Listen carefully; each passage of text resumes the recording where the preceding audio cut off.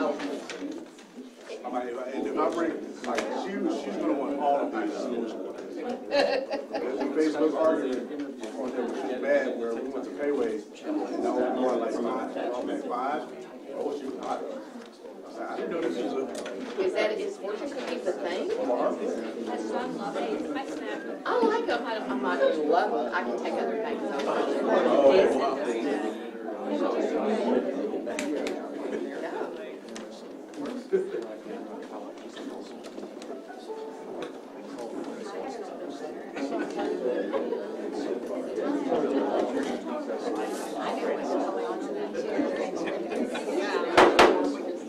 All right, I'm going to call this meeting, workshop meeting of the Lewisville City Council to order. It is 6 p.m. We do have a quorum. First up tonight, discussion of regular agenda items and consent agenda items. So I've got Mayor Pro Tem Meredith on the invocation. I've got Councilmember Cade on the pledges. We then have a presentation for the Community Relations and Tourism Proclamation, followed by a presentation of awards to police officers and firefighters involved in that water rescue back in November with the mother and 3 children. Item E1, public hearing, zone change from warehouse to light industrial. Any questions or comments? Okay, and this one has a different type of motion on there, so if you take a look at that one, we're going to move to continue that one because it has to work in parallel with the next item. Oh, I'm sorry, with not with the next item, but with a future item. Sorry. Next item is public hearing regarding the short-term rentals. Our attorney would like to take us into close for just a moment. You want to do that now, Liz? Sure. On 551.071, consultation with attorney. Great. So we're going to clear the room for just a moment. We'll be back momentarily.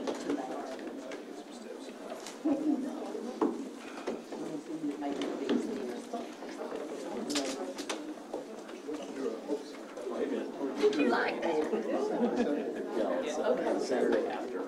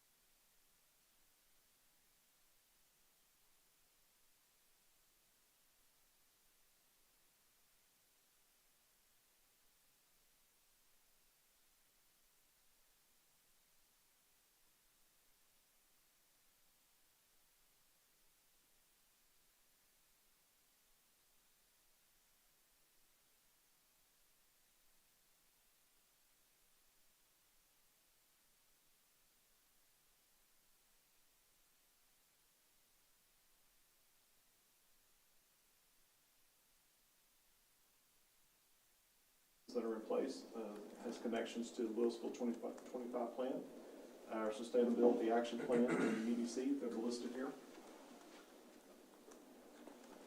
So I'm going to go through kind of each section of the criteria manual, and just kind of highlight some of the significant changes to the manual. So the first section is this general drainage criteria. So a big change here is the developer has to create an O&M plan that's approved by staff for maintenance of their private drainage facilities or improvements to their site. This document has to be filed at the county. This will help us to hold them accountable for maintenance of these improvements. In Section 2, determination of storm runoff, we updated the modeling software that's allowed to be used. We had kind of had to allow it anyway because the old manual was 1988. The software has been updated many times since then. But we're going to document those changes with this chapter. A new thing is the downstream assessments process, redevelopment. There'll be a flow chart for this process. This will help us to ensure that development, as it is proposed to develop, that it will minimize impacts downstream.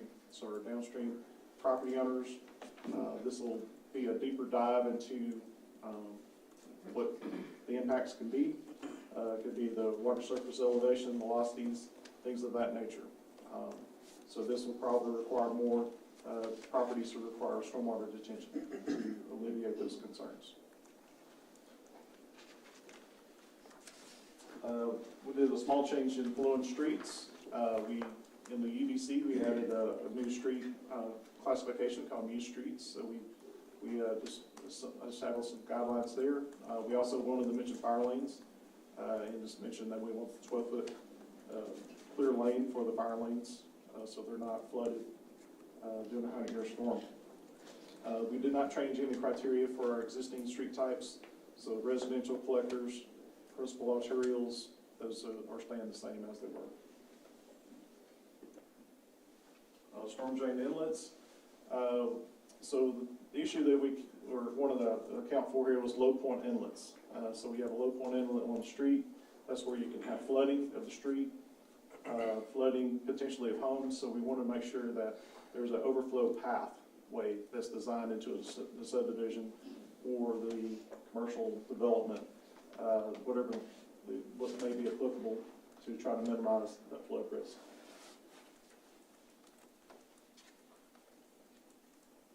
So the next section is for the enclosed storm drain systems. We added criteria for the outfalls to our for the pipe drainage through head walls to the creek to the open channels to require stone riprap design to help minimize erosion from that discharge to the open channel.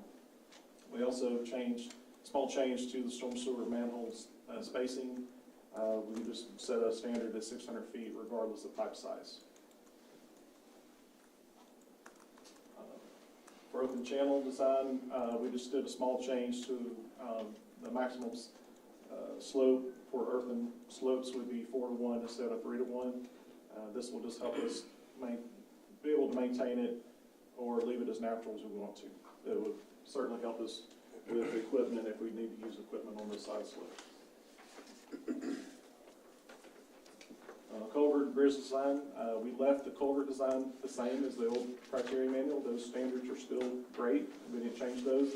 We had no criteria for bridges, which is rare that we use them, but we want to at least have some standards to try to alleviate concerns upstream, that we're not raising water surface elevations with our bridge designs, and also minimize downstream erosion concerns.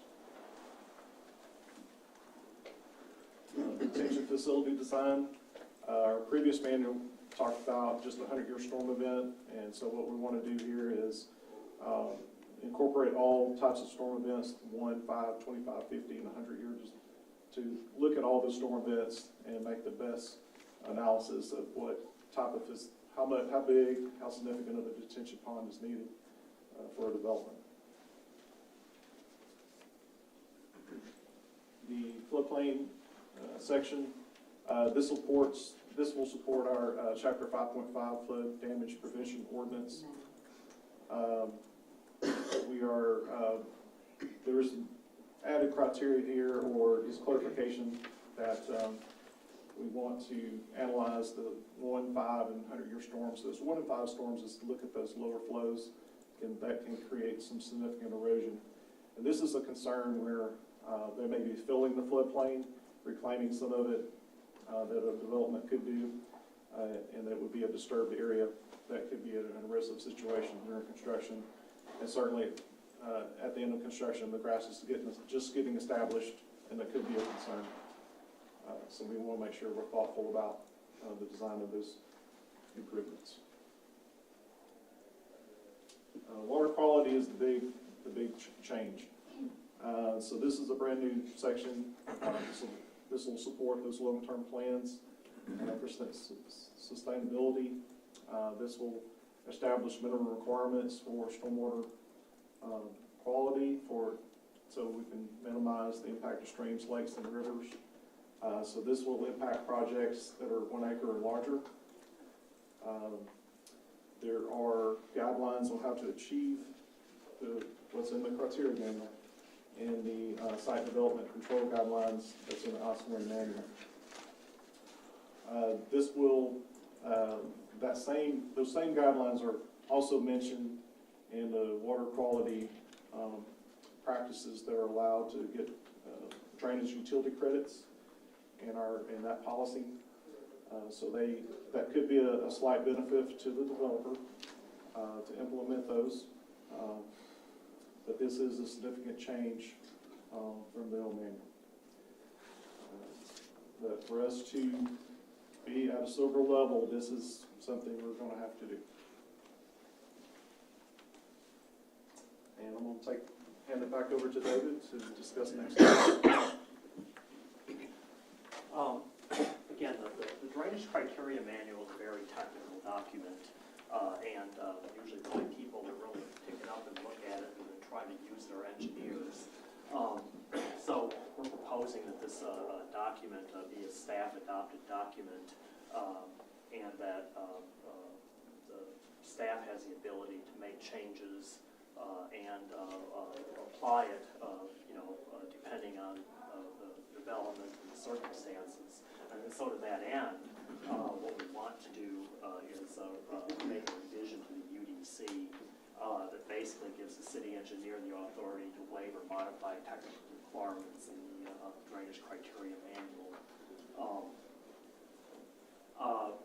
We do plan to report back to the city council if we make any substantive changes to the manual, so we have some input and discussion about those.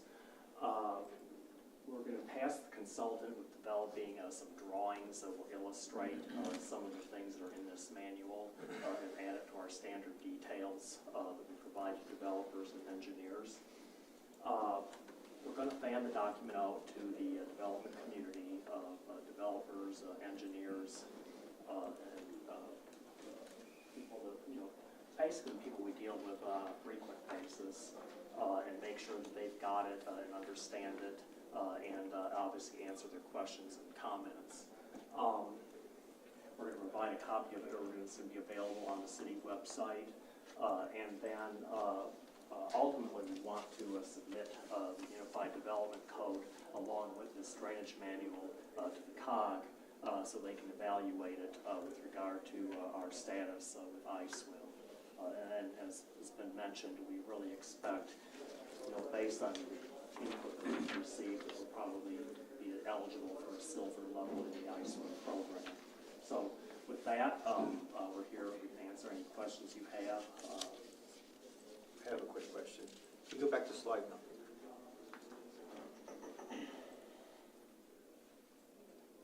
I'm sorry. No, I'm sorry. Section 9 or Slide 9. So, there you go. So the light blue is non-tiered, but also blue indicates how close you are to being.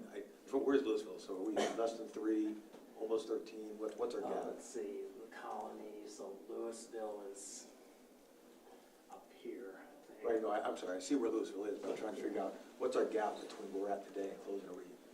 So, How many criteria we follow? so right now, what they did is they evaluated all cities' criteria manuals. Okay. So, and they came up with this map and color-coded it accordingly. The ones that are in blue have not formally submitted to Councilor Cousins to be given a bronze, silver, gold standard. I guess what I'm asking is We're- less than 3, greater than 13? We're at, I think, on the map, you can click on it, we don't have that access here, but I believe we're, I think 12 Okay, just out of estimate's fine. 16 Okay, It's thank you. kind of that medium Okay. blue, so is, we're I kind believe of- is where they scored us Okay. initially. All right. And that's on the old criteria manual, they haven't seen the new EDC or this new proposed manual. All right, thank you for that. Other questions? Just one quick question, David.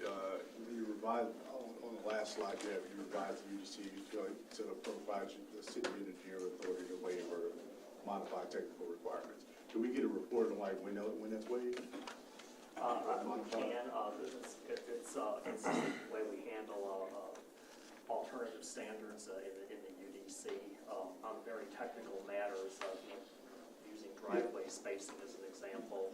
The city engineer has the authority to make modifications to those requirements, so this would be a very similar type thing. I just want to make sure that we have, not to get into the technical weeds, but just that we know what's being changed. Yeah, so I think when we do our annual, annually, we'll give you a report on any amendments we're making, and we can just kind of summarize any of the deviations we've had to. So really, our next thing will be, like David said, we'll bring a UDC amendment, and that UDC amendment, it will say that city council is authorizing the city engineer to promulgate and, maintain this drainage criteria manual. And yeah, I'm not suggesting that we get involved in that process in any way, just so that we know what's going on for ourselves.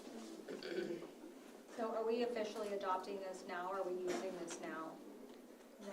We have not yet, no, so we have to bring it back an ordinance to the UDC to basically approve that. Okay. So we'll get working on that as soon as. But we in get the direction. meantime, can developers follow this? Yeah, they can, we would rather they follow that than what we've got, so. Right, right. I've got just two concerns, and I'm sure staff will address them. One is, we kind of have a tragedy to commons thing going on here.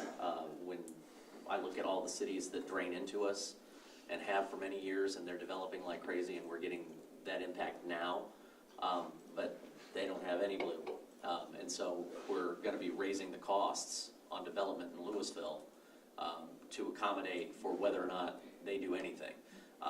So I want to be very cognizant of, we need to make it easy for developers to make that transition and not put another barrier to sprawl and other stuff. That's I think my biggest concern on this is just let's be really aware of, we don't need to put another hurdle in front of developers to redevelop in Lewisville, especially when we have neighbors that may or may not be taking this on, and we're seeing those downstream impacts. So that's I think my biggest issue with this is just making sure that we're doing it for the right reasons and that we're not putting an undue burden on the development side of the world, because I need that redevelopment. So that's. I have a comment regarding that, because I will say, I don't know how old this map is, but I think it's maybe a little bit outdated, because I know Frisco has implemented some criteria for ISWIM BMPs that are much more stringent than what we're talking about here. So, and They're silver. They're actually higher. is than that we are. silver? Yeah. Okay, so silver is higher. Yep. That's better than, That's okay. the best. That's That's the the best unless best. you pay money into it, which Okay, is so select. I was, all right, so the cities There's were, something that doesn't sound about right about the that. cities that are draining into us are silver. No, they're white. Denton and Corinth are silver, but there's a bunch of cities that are not even below Corinth. Okay, and then there's the colony that's Yeah. white. The Okay. colony doesn't really Okay, drain into never us. mind, never mind. So, Scratch my comment. I see what you're saying. got it? Yeah. Cool. So that's my biggest concern. But I appreciate that, and of course, I would much rather an engineer be looking at this, but what I don't want is to create a little pocket fiefdom back there that says, oh, we're just gonna do whatever the heck we want. I hear that kind of struggle with development in other cities, and this is one of those that could happen. Not under this regime, would never happen under the team we have today, but sometime in the future, keep an eye, that there's some way that council can know what's going on. Yeah, That'd be great. absolutely. Okay. Thank you, David. Thank you, David, appreciate it. Item C, ADA transition plans. We have Aaron Urick with Kimley Horn to present. Aaron, I hope I got that last name right. You thought that was exciting. Bring it on. My name is Chris Presley. I'm with the Facilities and ADA Compliance Supervisor. Back in 2022, the city of Lewisville started updating our ADA transition plan. So we did a request for qualifications, and Kimley Horn emerged as the best consultant to help us do that with their many transition plans that they've helped with other municipalities. So they are here to help us have the Americans with Disability Act and to follow any federal guidelines that go along with that. So we're very lucky to have them. We have Aaron Urick with Kimley Horn, and we have Christy Avalos with Accessology, who is helping out as well. And tonight, we're just going to give you an update on where we're at with our transition plan and what the mayor and city council can expect in the coming months. So, thank you very much. I was told I could sit here, so please excuse me. So in the fancy chair. Really quickly, if I could, while Aaron gets settled in, I want to embarrass Chris, if I can. So when you're new director, the first thing you do is kind of figure out who your go-to people are. Very early on, Chris was one of those people for me, and I just wanted to announce to everyone that he is now official. We're promoting him to be our new manager in public services over Cleveland.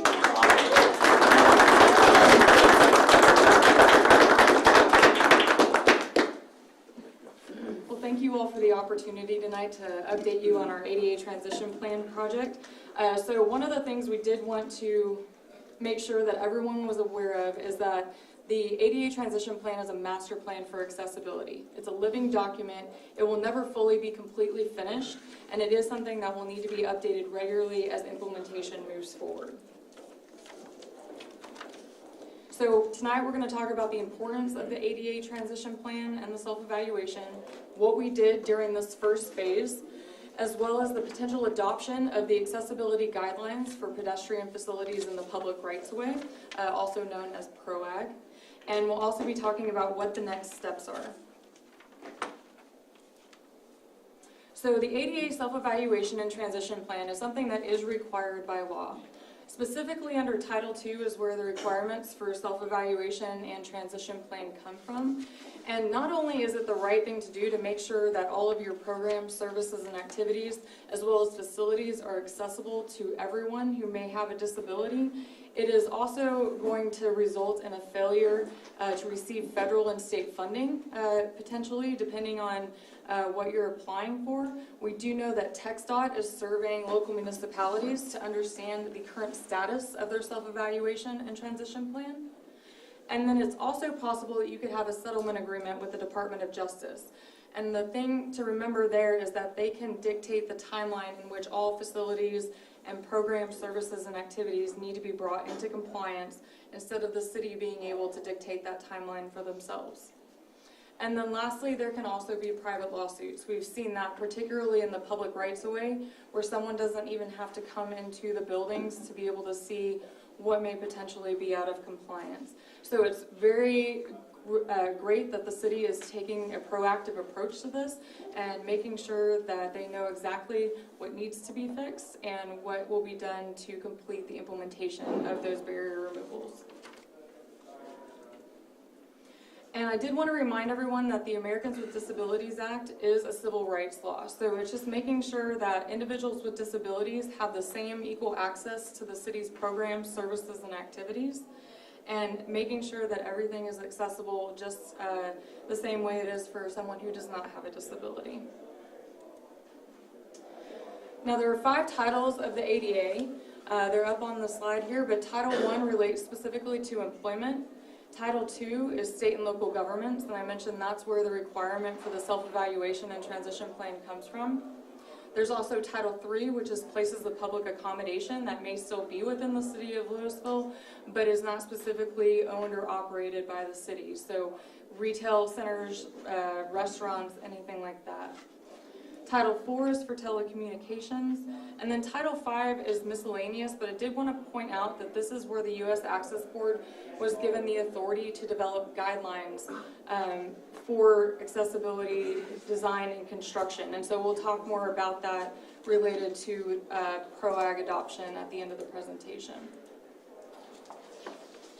So there are several Title II requirements, and on the next couple slides we'll talk about what those are and how we completed those with relationship to this initial phase as well as maintenance phases coming up. So the administrative requirements are the first 3 bullets that you'll see there, and that's to provide notice to the public about what the ADA says the city is required to do, lets them know how they can request accommodations to participate in any city programs, services, or activities. And then also has the contact information for the ADA coordinator, who's going to be the designated city employee to oversee Title II compliance. And then the last administrative item is to adopt and publish a Title II grievance procedure, so that if someone from the public does have a concern, they know the process in which they would need to follow to get that concern addressed, as well as the timelines that would go into that. And then a specific requirement is also to provide public input for the self-evaluation process as well as the transition planning process. And so we'll discuss later on how it was that we got that input for this particular phase. And then the transition plan itself, this is really where the documentation part is going to come into play. And so identifying any physical barriers to access that may prohibit someone from gaining access to the program, services, and activities were identified for those facilities that were evaluated. And we also identified the methods that will be used to remediate those barriers, so specifically the standards that you would want to reference in doing the updated design. And then the schedule is something that we're working with staff on to understand how long it will take to implement the barrier removal. And then also the office that's responsible for the implementation of the plan. We want this to be something that's used in your annual budgeting process and is used as projects are implemented. So we don't want it to be something that remains static. We want it to be used regularly. And then during the maintenance phases beyond this phase, really looking at evaluating current city policies, services, and practices, and if there's any modifications that are needed to those, looking at how to bring them into compliance. The self-evaluation is required to be kept on file for at least 3 years after completion, and again, that just goes back to the documentation side of things, making sure that staff has a record of what's been completed. But there is an ongoing obligation to make sure that each service, program, and activity is operated so that it's readily accessible to individuals with disabilities. And so helping staff understand what that's going to take as new programs come online or as people have special requests for those programs, for participation in those programs. And then specifically, there is a requirement that a schedule for providing curb ramps be provided. And so that's something that staff is actively working on, determining the best way to do that. And then lastly is just maintaining that transition plan. So again, this is a living document. We want to make sure that it gets used regularly and is also updated regularly.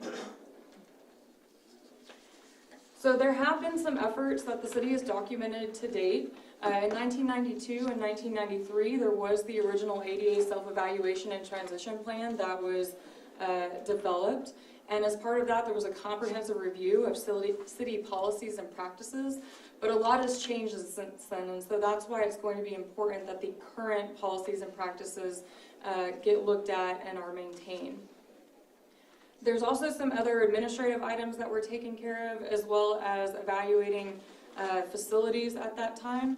But while there has been strides towards compliance, it hasn't fully made sure that the city is compliant with Title II of the ADA. In 2010, there was also documentation related to the public rights-of-way. So a curb cut retrofit plan was put in place to identify locations where curb ramps were needed. And in addition to that, there was also a Parks ADA compliance study done for 23 parks in 2010. Could I just jump in? Mhm. That slide makes it look like we haven't done anything since 2010. That's not true. The city does things all the time to address issues. It's just those are the documented things through studies and such. So. Thanks for jumping in there. So during this current phase, we did look at a select number of facilities. We also developed a web application that we'll show you a quick demo here at the end.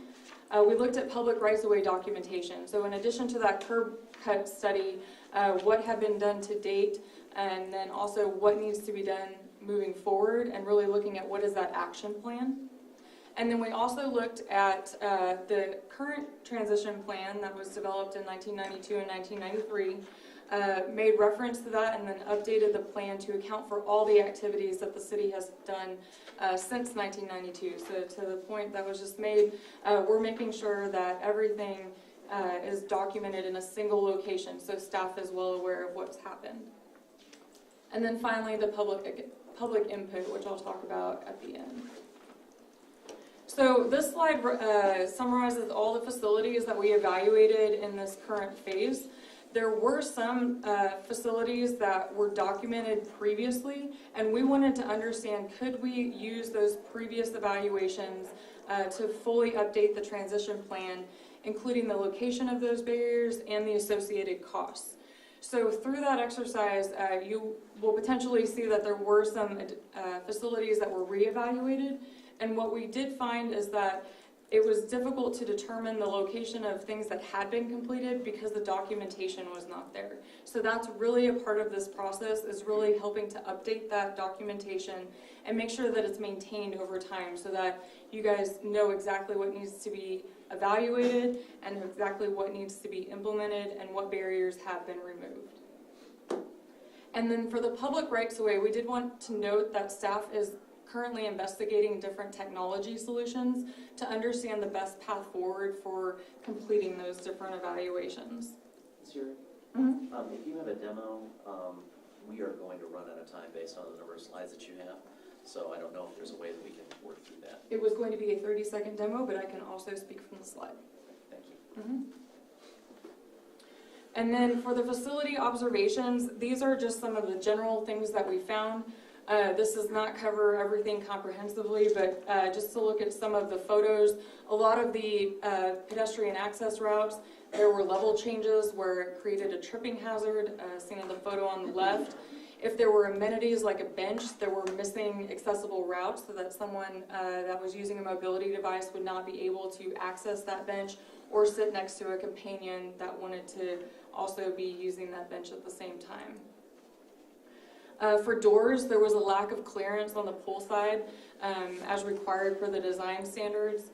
And then if there are countertops, they're required to have a lowered section, so someone who is of short stature or using a wheelchair, they're able to roll up or use that counter in the same way someone who was able to stand up to that full countertop height would be able to use the counter.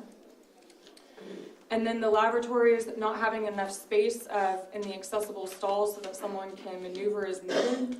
And then examples of parts that need to be at a particular reach range. The example of the coat hook there being installed greater than 48 inches. For the web application development, like you said, I'll go ahead and skip over the demo, but what we have done, this is not City of Lewisville, so please disregard the cost for the purpose of this. But what we're trying to show here is that once all the public rights-of-way are evaluated, and then also the buildings and the parks, all of this is going to amount to a massive amount of data. And we recognize that staff needs to be able to use this data to make decisions on budgeting and implementation, and to also be able to incorporate these accessibility challenges within the scope of existing projects.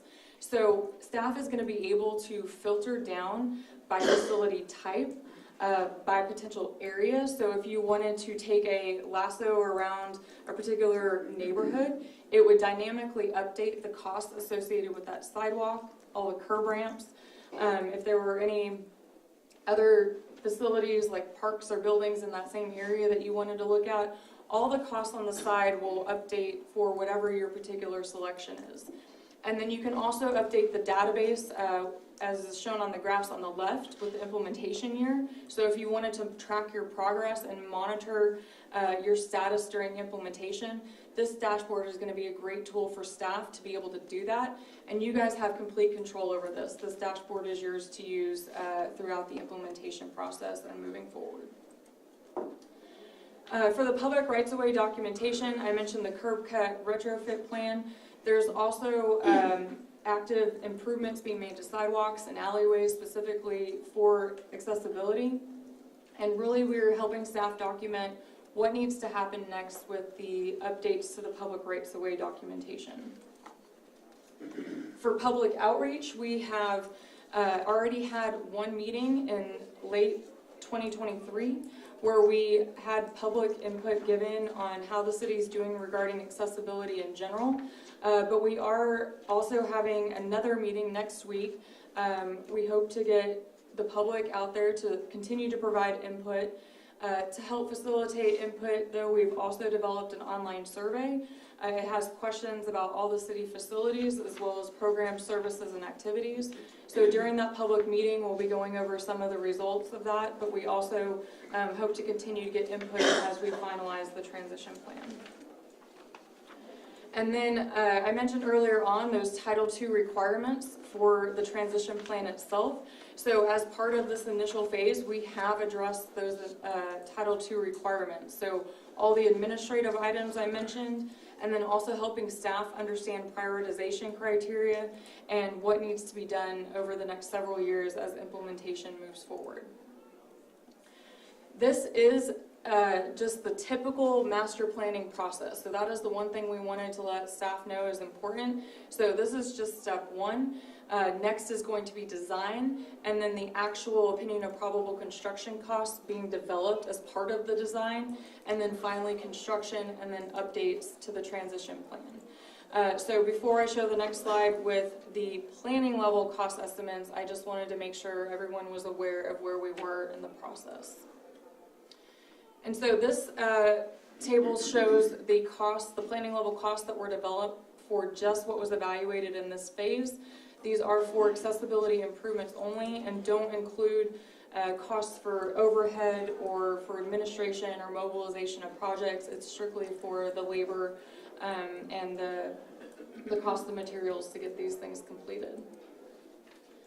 The implementation schedule is going to be based on several factors. This particular order of elements or the factors that you see listed is not the order in which you're going to be considering these.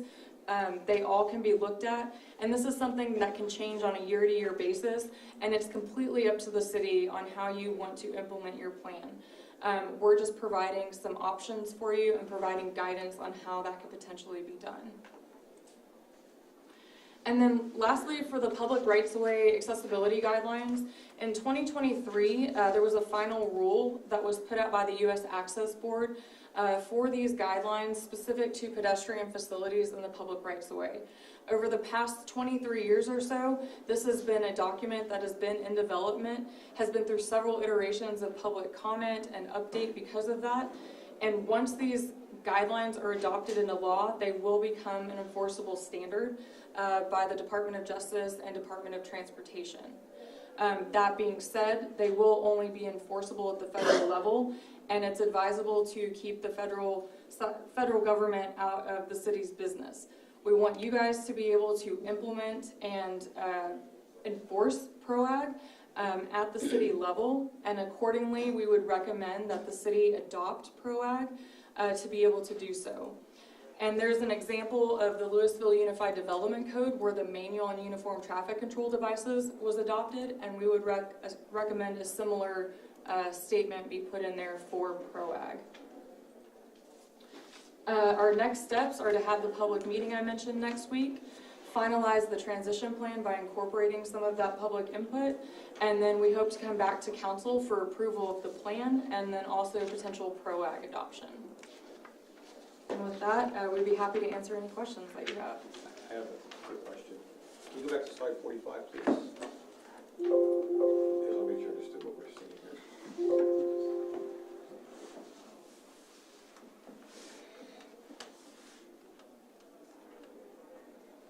Patrick, you may just need to, oh, there we go. What slide? 45? This is not my first. Okay, you know what, I'll just ask a question. So you outlined 4 phases. Mhm. And if slide 45 had $500,000 associated, is that just for phase 1? Correct, so those implementation costs are for only for the facilities that have been evaluated in this update.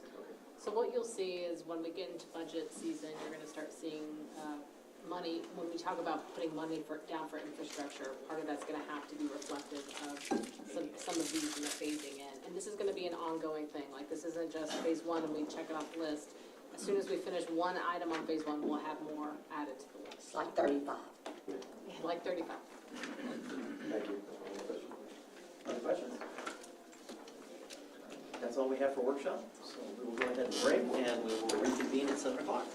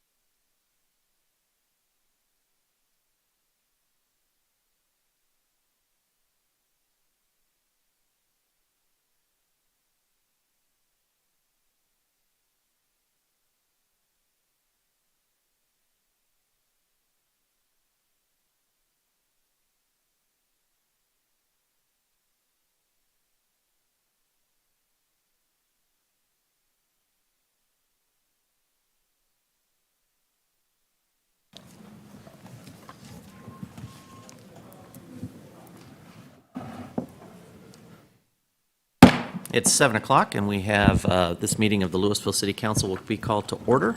We do have a quorum. First up on the agenda, we have our invocation with our Mayor Pro Tem, William Meredith.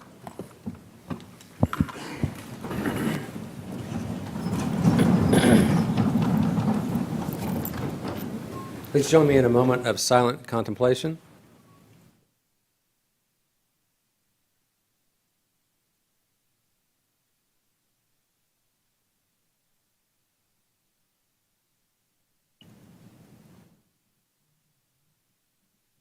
Thank you.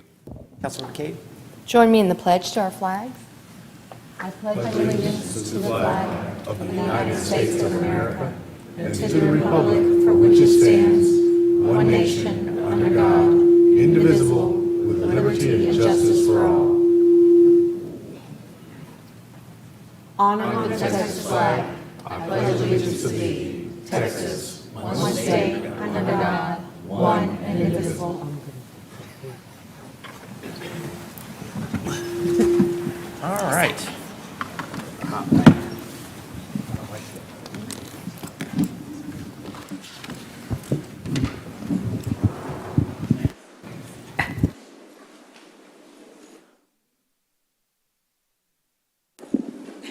So first up, we have a proclamation. Mr. Krunke, would you mind? Since it's for you and your team. Yeah, absolutely. They're not moving. We're behind the camera. Well, I love that you guys wrote this up, and I'm like, James, if you write this up, that means you got to be under the camera. So folks, I would love to tell you that people just completely lock in and pay attention to every single word that's said by every council member and every mayor and every city manager, but the reality is they don't. The people that actually get the word out to the community and make it happen are right here with me, and we'd like to recognize them for all of what they do, because quite frankly, folks, if you've been paying any attention to today's media nonsense, quite frankly, that's been going on with the primary elections, these folks right here are the source of truth. Because I don't know about you, but everything I'm saying, I'm just defaulting to. That's a lie until I am proven otherwise. But that's not the case with our public communicators. So, whereas the role of government communication professionals is to inform, educate, and engage their communities, and whereas robust communication in government creates trust and inspires residents to take action and be involved, and whereas government communications create relationships and calls to action, build awareness and understanding through storytelling, engage and foster engagement on civic issues, and use all channels to include people in critical decisions, and whereas it is essential to have strong communications in government because it is a foundational element of living in a democracy where citizens have their freedom to make their voices heard.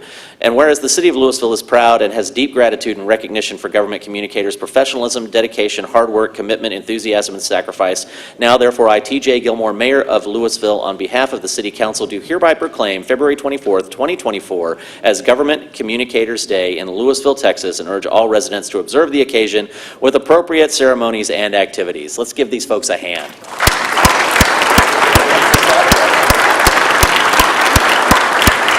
So what is the appropriate way?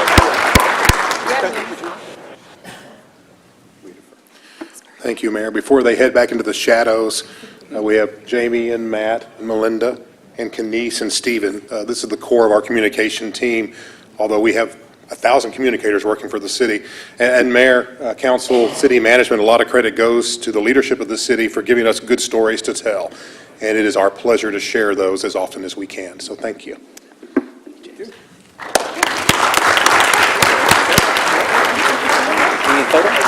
Wait. Nope. Nope. Oh, one more time. Guess we ought to move in a little closer. Okay. Make it look official. Yay! You're gonna take a video? We can do a boomerang? How are we gonna make that work? She was insistent upon the vertical picture. I do have David Freezer and Major Durham here from Salvation Army. Would you all mind coming up here for just a moment? They have a small presentation. We have, I guess, the results of the Mayor's Red Kettle Challenge Award from Christmas time. Hey, Charlotte, would you mind representing Highland Village? Would you mind coming on up here? You're good? Okay.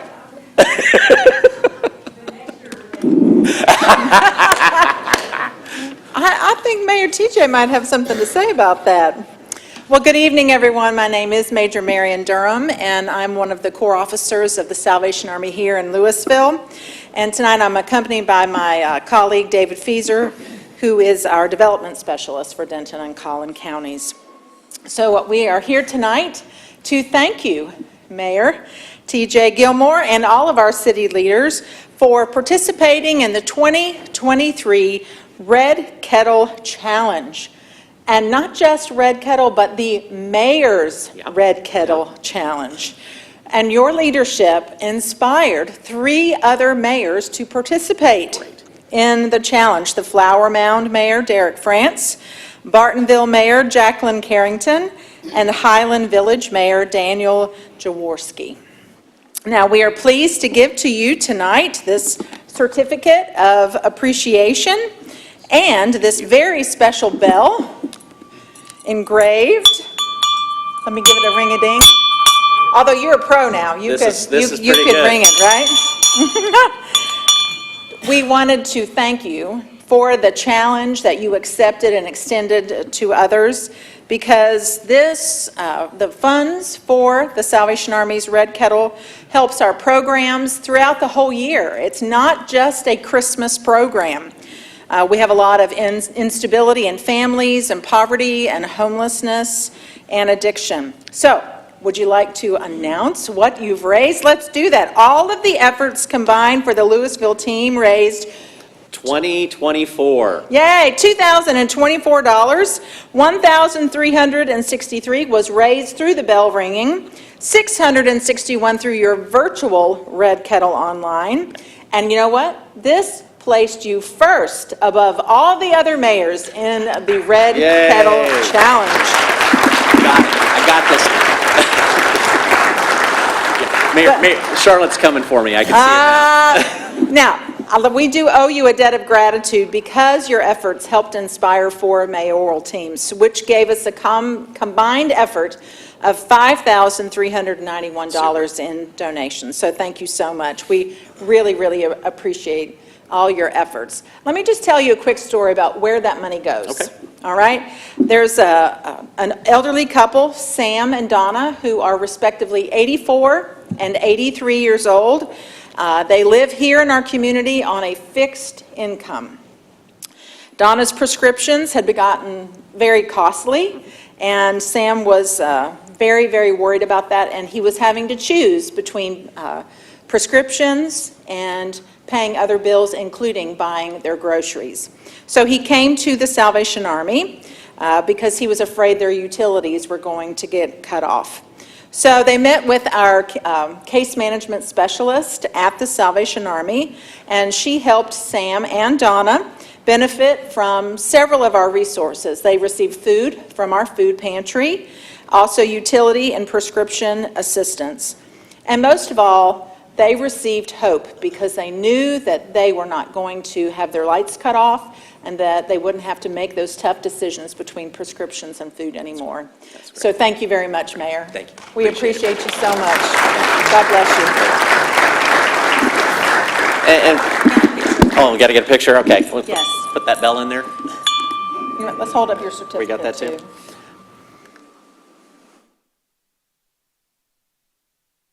Awesome.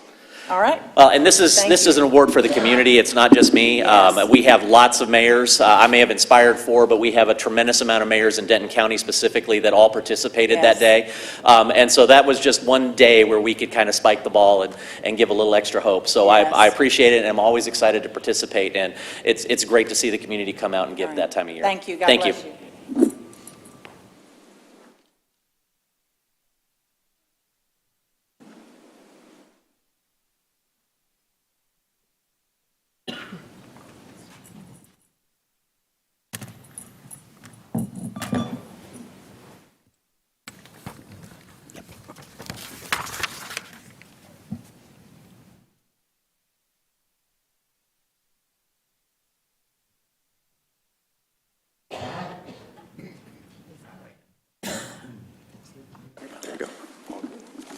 All right, next up,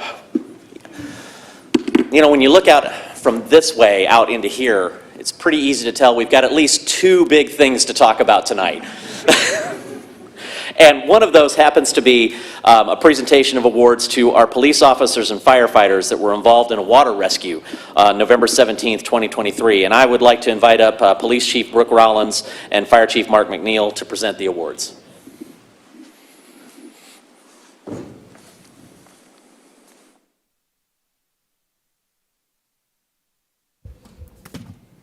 Thank you, Mayor and Council. We look forward to this opportunity to brag a little bit about our police officers and firefighters and tell you about a particularly intense call.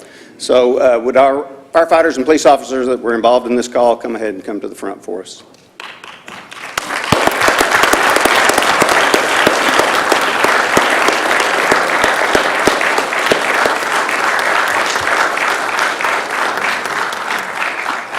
So as they come forward, I'm going to tell you a little bit about this call. So on November 17th, 2023, Lewisville Police and Fire Departments responded to a call for a vehicle that had driven in the water. Initial reports were that there were 3 people in this vehicle, and it was about 60 feet offshore. So our Engine 5 and Medic 5 arrived on scene, and they had 3 people in the water, as I said, about 60 feet offshore. We had our firefighters, Jacob Delishaw, Joseph Sewell immediately entered the water, and then Cooper Hudson, firefighter Cooper Hudson, entered right behind them, dragging a rope with him. So these gentlemen entered the water quickly in their duty uniforms without any safety or flotation devices on. So firefighter Delishaw was able to grab the mother who was holding one of the children, and firefighter Sewell was able to grab the other child that was visible. And so they were able to get the rope that Cooper Hudson had taken out to them, and we had officers, police officers on the shore along with firefighters that pulled them to the shore. At this time, we had received word that there was another victim, another child in the water. And so Cooper Hudson swam around. He saw a backpack floating. So he swam to that backpack, found a child attached to the backpack floating underwater. So he was able to grab that child and come to shore. So the child that the mother was holding and the child that was wearing the backpack both were in cardiac arrest when they arrived on the shore. Having one child in a cardiac arrest is bad enough, but when you have 2, it takes a lot of hands, and so this is where the teamwork from both police and fire came into play. And so police officers Fleming and Edge began chest compressions while fire department members prepared supplies and other equipment. Working as a team, then other officers and firefighters helped carry the equipment, the children, up to the ambulance. Because the speed at which this happened, the 2 critical children were transported in one medic, and 2 of our swimmers had to continue care and went to the hospital with them.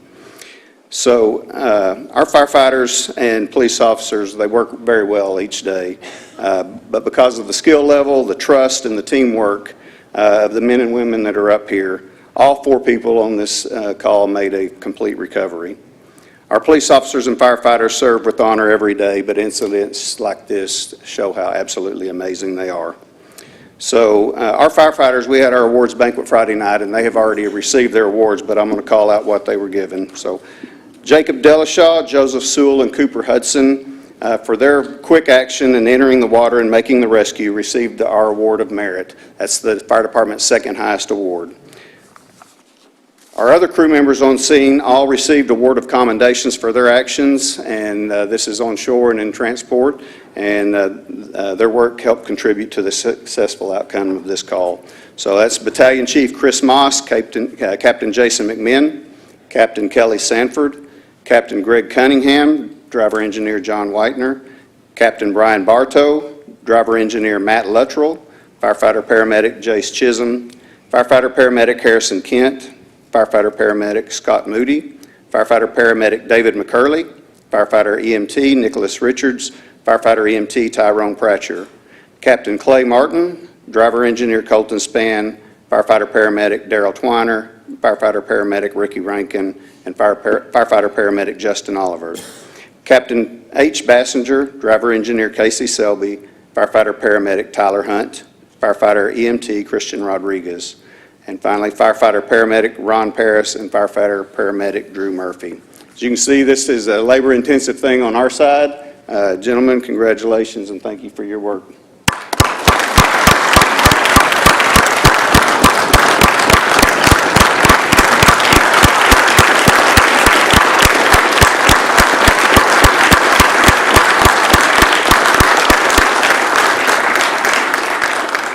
Police officers have not received their awards, so tonight Chief Rollins will be presenting two different awards. So first off, we have a life-saving award, and this goes to Officer James Fleming and Officer Gary Edge for initiating CPR on scene.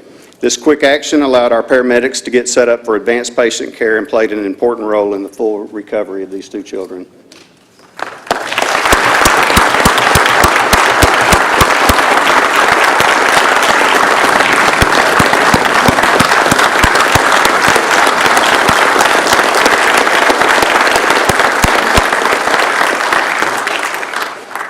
And next, Chief Rollins will be presenting a letter of commendation to several officers.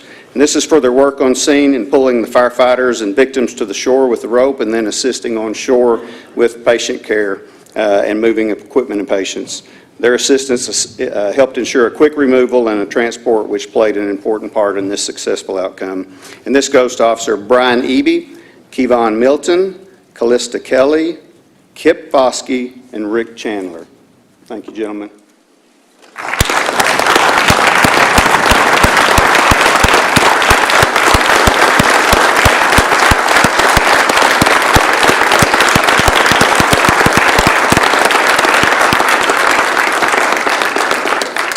Chief Rollins, would you like to say anything?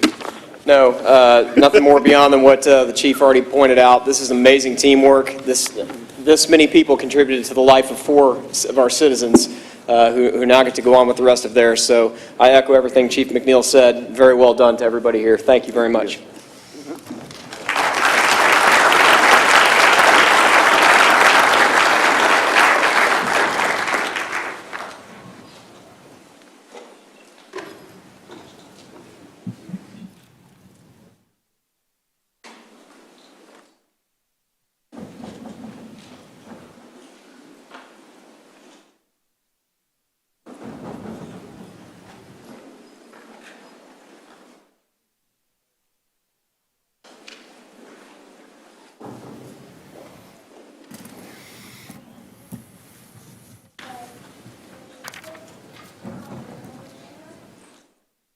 And I have to just say repeatedly that our two departments are amazing and how well they work together and how much they work as one functional team. Too often I see in the news where that doesn't work as smoothly in other cities, and we're just blessed that we have an amazing, amazing public safety department all the way around.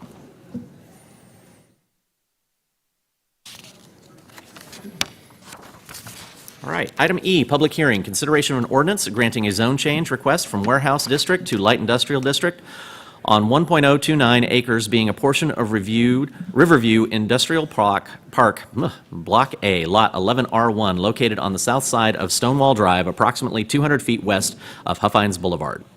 As requested by Paul Bartel, Half Associates Incorporated, on behalf of Prologis Exchange TX 2004 LLV, the property owner, 23-12-18-Z. In 2011, the property was rezoned from Light Industrial District to Warehouse District for a proposed storage facility which was never built. The applicant is requesting a zone change from Warehouse District back to Light Industrial District to facilitate the development of a business park. The Planning and Zoning Commission recommended unanimous approval 5-0 of the request on February 6, 2024. Public hearings to remove a deed restriction limiting the use of the property are scheduled for the Planning and Zoning Commission and the City Council on February 20th, 2024 and March 4th, 2024, respectively. In order to consider both requests at the same meeting, staff recommends that the public hearing for the zone change be continued to the March 4th, 2024 City Council meeting. It's recommended that the City Council continue the public hearing to the March 4th, 2024 City Council meeting. We do have Mr. Richard Lutke, our Planning Director, available for questions, and we do have a public hearing on it, which is now open. We do have a request, well, actually, he's available for questions, which is Mr. Paul Bartel. He's representing Half Associates on behalf of Prologis Exchange, so if there are any questions. Council, if there's no questions or comments, I'll entertain a motion. Are we moving to close the public hearing or the Councilmember Jones? Are we moving to close the public hearing? We would need to move to continue this one. Gotcha. So I move to continue the public hearing to March 4th, 2024 City Council meeting. Second. I have a motion and a second. Council, if you please vote. Motion to continue passes unanimously. Item 2, public hearing, consideration of an ordinance amending Chapter 7.2, allowed uses by district of Volume 2 of the Lewisville City Code, known as the Unified Development Code, by adding Section 7.2.1.5, interim prohibition on short-term rentals of dwelling units. This ordinance amends the Unified Development Code, UDC, to establish a one-year temporary prohibition on new short-term rentals of dwelling units under the permitting process adopted on January 8th, 2024, can be established and initial results evaluated. Existing short-term rentals may continue to operate per the nonconformity section of the UDC. The Planning and Zoning Commission recommended unanimous approval 5-0 on February 6, 2024, and it is recommended that the City Council approve the ordinance as set forth in the caption above.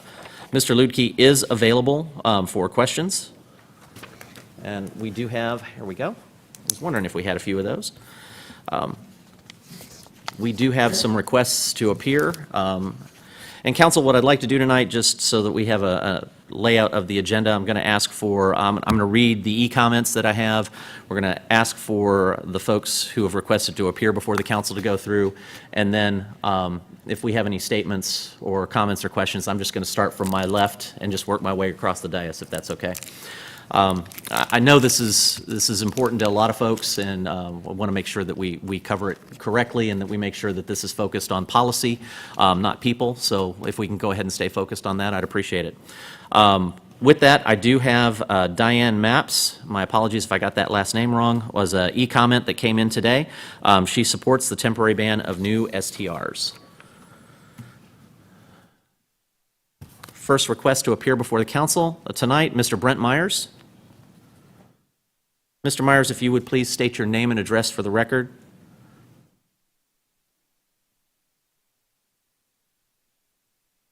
Good evening, Brent Myers. I live at 938 Southwood in Highland Village.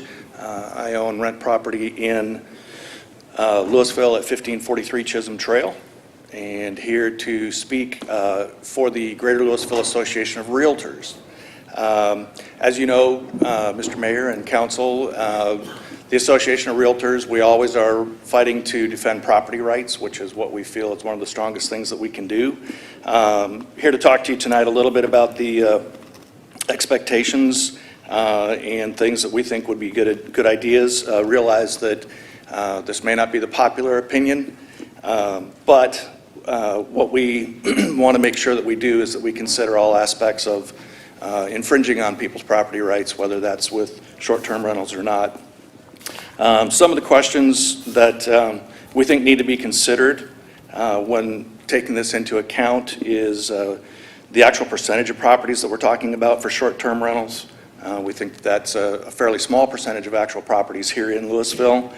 The problems that we're trying to solve, and this is something, of course, nationwide. It's not just here in Lewisville. We realize as the National Association of Realtors, Texas Association of Realtors, that this is a conversation being had in many places. But the symptoms are typically the same. It's noise, it's trash, it's parties. And what we found in almost all locations is that the cities already have ordinances in place to handle most of those items. And so adding another layer of regulation on top of that is not something that we support. Things that we think need to be looked at too as far as being studied are what the number of calls to these residences are versus calls to a standard residence, an actual homeowner, or compared to a long-term rental, where we're isolating specifics on the length of time that these properties are being regulated, or that are being rented, excuse me. You kind of need to look at both sides of that compared to a standard property with a longer-term rental, excuse me, if there's a higher percentage or not. And we don't think that there is. There traditionally, in most places, that's been the case. The other that we always try to point out is the concern is that you have out-of-state owners, you have these big corporations that are buying these properties. We've found through the different studies that it's typically the majority are locally owned, and a lot of times they're a mom and pop who are just trying to increase their income and supplement. I think one of the biggest things that's being talked about, at least with the Association of Realtors, is the term short term. So making the decisions on what's considered short-term creates an issue in a lot of different aspects as well, because you have situations where if I have a client who is an executive who's a corporate relocation who needs a 3-month lease, well, now that's being prohibited under the 6-month restrictions. Same with a lease back. If I have a seller that needs a 3-day to 10-day lease back, is that going to be something that's factored in? In other areas, those have been conversations that have come up and created situations that we want to talk about. I think really the big thing for us is just that realtors, and I'm just going to read this so I don't get it wrong. Realtors, we represent property owners, and we always advocate for our communities and property rights. Our goal is to be a partner in figuring out the best pathway forward with rental housing throughout the city, and to help come up with a realistic solution that's not based on a lot of social media hype and that works for all property owners in the city. Thank you for your time, and feel free to reach out to us. As you know, we're available and happy to try to come up with some good solutions for everybody. Thank you. Thank you, Mr. Myers. I'm sorry, I have one question before you go. It's over here. Oh, Yep, yes. I guess so.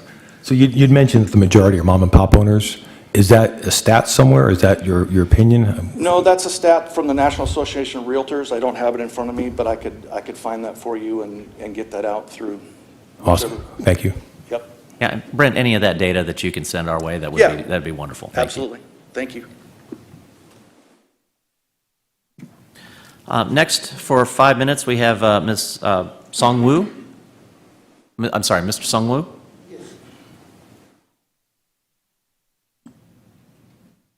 And if you could please state your name and address for the record. My name is Song, first name Song, last name Wu. I'm a Plano resident. I have a place, 1035 Scenic in the Lewisville as my short-term rental. So as the owner of short-term rental, I just want to give you an example of who are my guests. Actually, just in the past weekend, my guest was from my neighbor. The neighbor, they have the family events. They have a lot of their guests. So they place some of their guests on their home, but not enough. So they place the rest guests to my home. So in this sense, I can say I'm representing my neighbor, not the short-term renter owner, right? So, and also in many cases, my guest is also is a neighbor. For example, they want to do the renovation of their home. They need a temporary living. They don't want to sign a lease. So my question is, yeah, I support we need some regulations or whatever to make things going smoothly. But if you talk about interim ban or long-term ban, I think there is a fundamental question is what kind of gas you are banning for. So how do you distinguish who are the guests allowed, who are the guests not allowed? Just in my recent case, the guest lived in his own, in the residence house is allowed, and live in the same group of guys live in the short-term rental house are not allowed. So that's kind of some fundamental questions that you need to deal with before talking about the bans of those people. Those are people's rights. Thank you for your consideration. Thank you, Mr. Wu. Ms. Ainsley Stelling.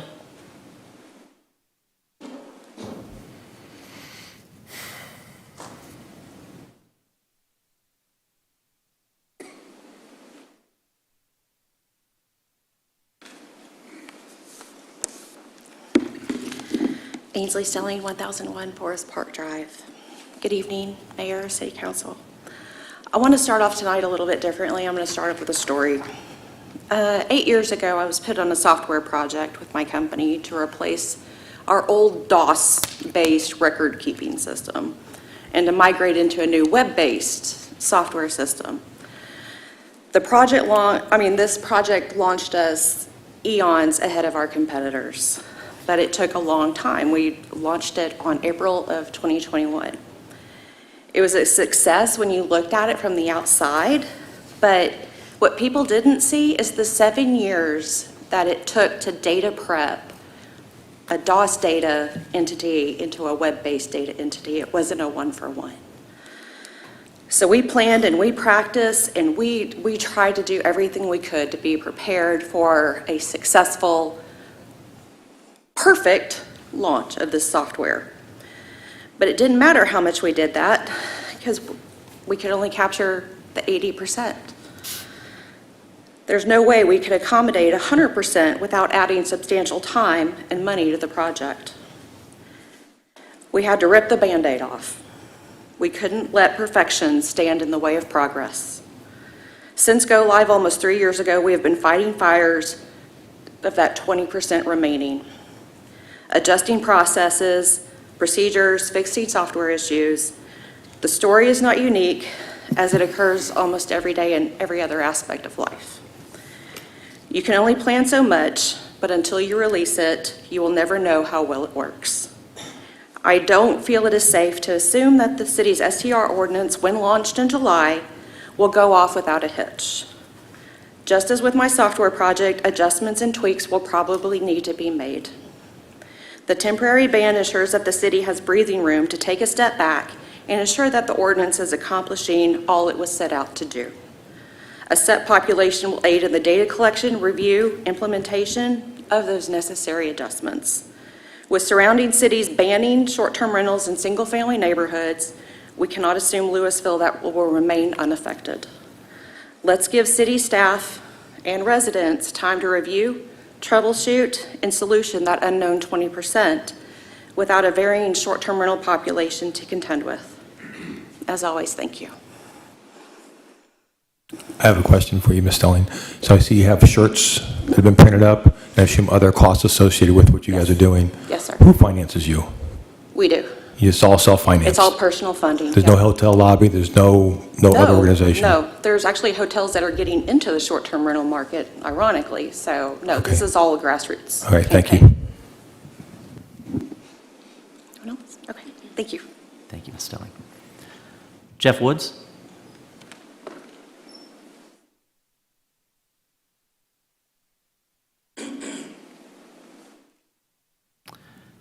Name and address for the record, please, sir.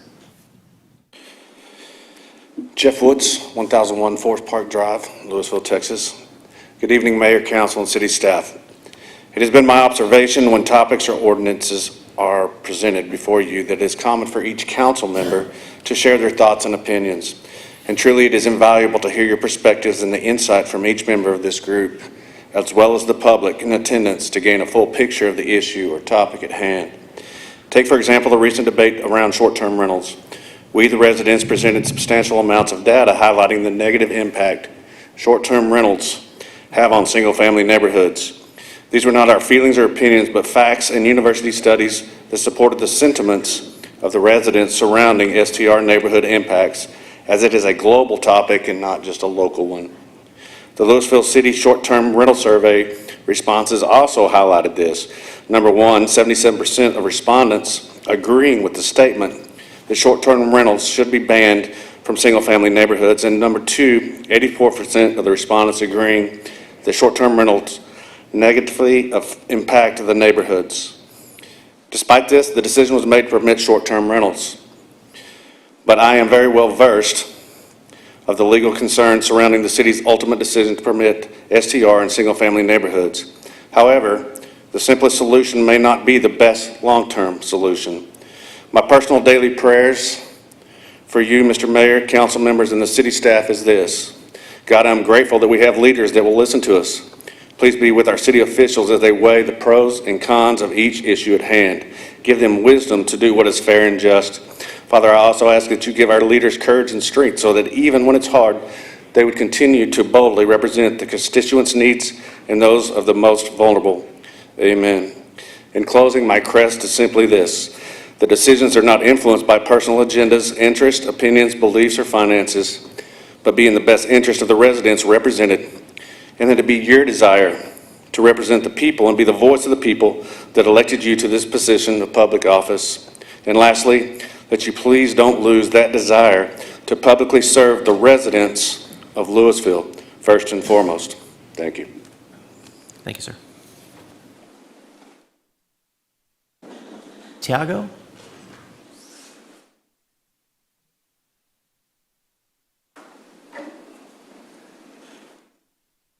And if you could state your name and address for the record, please, sir. Thank you. Tiago Rael, 1300 Winnipeg Drive, Lewisville, Texas, 75077. Good night, y'all. It's a great honor to be here. I was here on the first session you guys had. I knew it was a hot topic. I represent only one house here in Lewisville. I was blessed enough to buy my own house, my very first home in Lewisville. I admire the city, admire all the support staff for helping all the residents to be a better place to be. And now I own a house which became a rental property, which is a corporate leasing. So most of the times I see the residents complaining about a diversity of problems. And we see most of the problems are coming in the short term, 2, 3, 4 days. That people that come in and come out and they don't really care about the city not much. The problem that we encounter is that some people that do the short term, they don't do the 30 days or less. They do more than 30 days. So we need to divide what is a short term and what is a mid-term, because what we provide is a corporate leasing.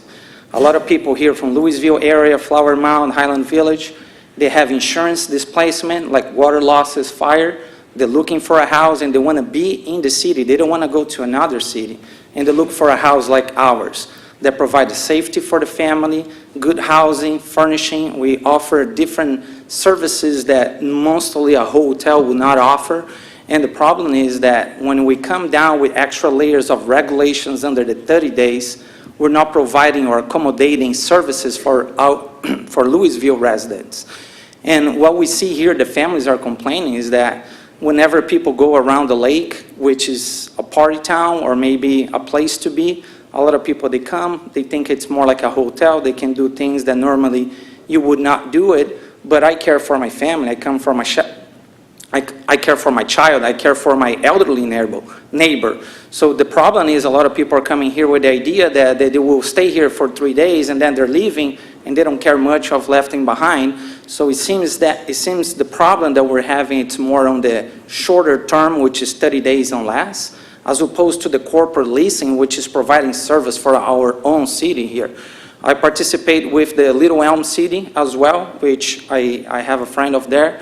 And the same problem that Little Elm was having with the lake houses, a lot of people coming in, moving out. So what they start doing is that before 30 days, they consider as a short-term rental. Anything over 30 days, it goes to the corporate leasing. And normally the corporate leasing, the ones I've seen, I don't know all of them, but the corporate leasing seems that it's operated by some property management and some companies out of the state. And they have to keep well regulated to the highest standard to keep up with the inflow of people. So they don't want to bring bad reputation to the short term, because if that happens, the owners and the residents keep calling the city and they will shut them down. So my concern is the same concern that people have. People park on the street, leaving the trash behind, not being a safe place on the streets when they have little kids or elderly people. But I think if we as a residents here, we let the owners know or even the neighbors know, hey, we operate in these as a corporate leasing or short-term leasing, and we have regulations to abide by, and we enforce those regulations, which there's plenty of them enforced. I don't think we need to be extra over-regulated in the industry, but at least the city know that we operating with the standards that the city wants us to operate, which is a good thing for all of us too, because then we can separate the bad people or the people that don't care much about the residents in the city, as opposed to the people that do the corporate leasing, or even, elderlies here that they don't have, they are on the fixed income, and $600 in their pocket, it seems that it's not a lot of money, but it is for someone that doesn't have money, like, the Salvation Army family here we're talking about. So the point being here is, focusing on the 30 days, I think it will bring a lot of solutions to the city and will solve a lot of problems and the complaints that the residents have. And the 30 days over, of course, it's up to the city to see how much of a regulation, but we want to make sure it's not over-regulate it to the point that pushes people out, and then we cannot service or provide the service to our residents in Lewisville. Thank you.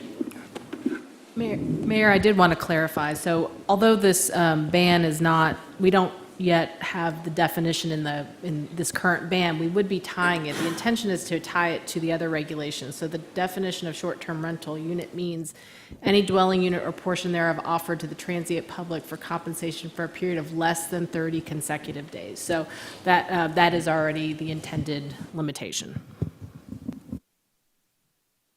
All right, that concludes the requests for public comment at this time. So, Councilmember Kelly, I think we're just kind of, I'm sure there's some opinions and conversation that we might want to have here. We're still in the public hearing part. All right. So first, I want to thank everybody who's been involved in this. It's been a long, arduous process, and this is the citizens that have shown up here week after week, meeting after meeting, on both sides. So I know this isn't easy to do. It's hard to get up and speak. I've been at the podium before trying to speak, and it's difficult.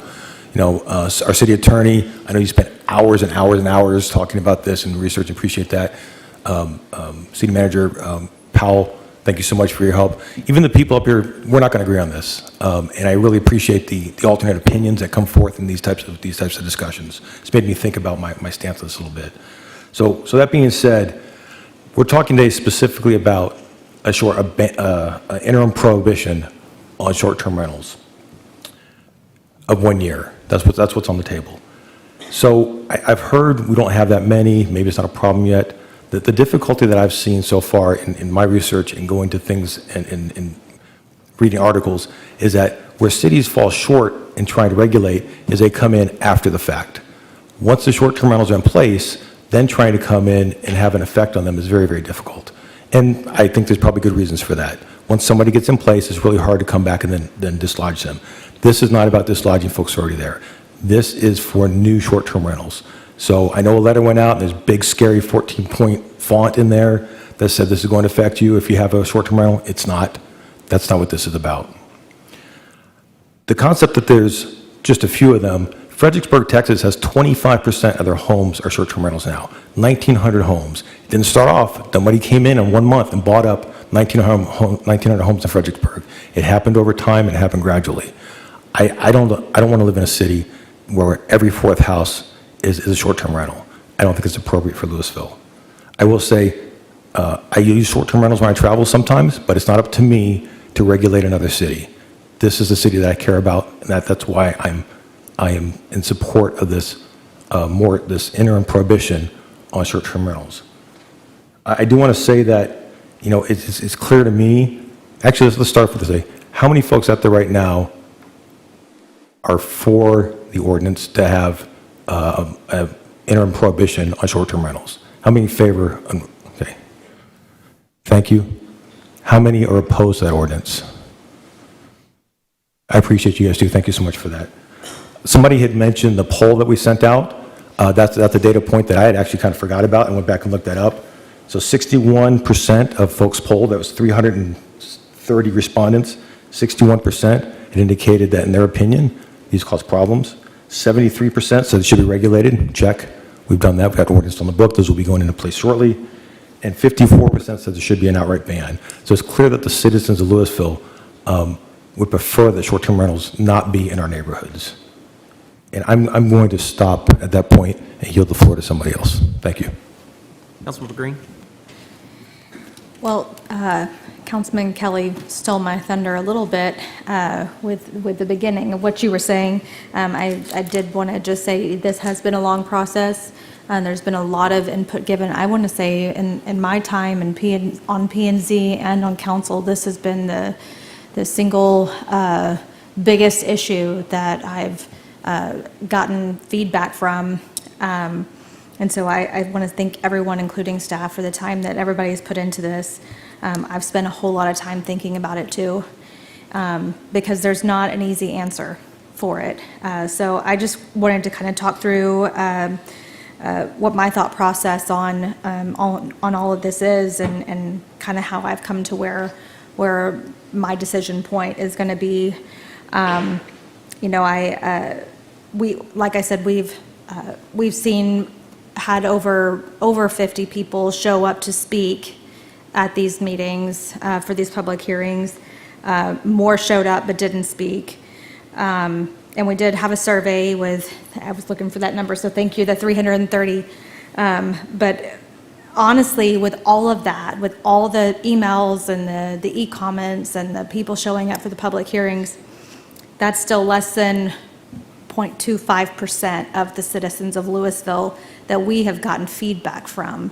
So I can't take the data that I've gotten from that. I can take it for what it is and listen to both sides of the argument, but I don't feel like I can lean on that because I cannot take the feedback that we've gotten and say, I can definitively say this is what the majority of the citizens of Lewisville want, because there are 134,000 of them, and I've heard from less than 500.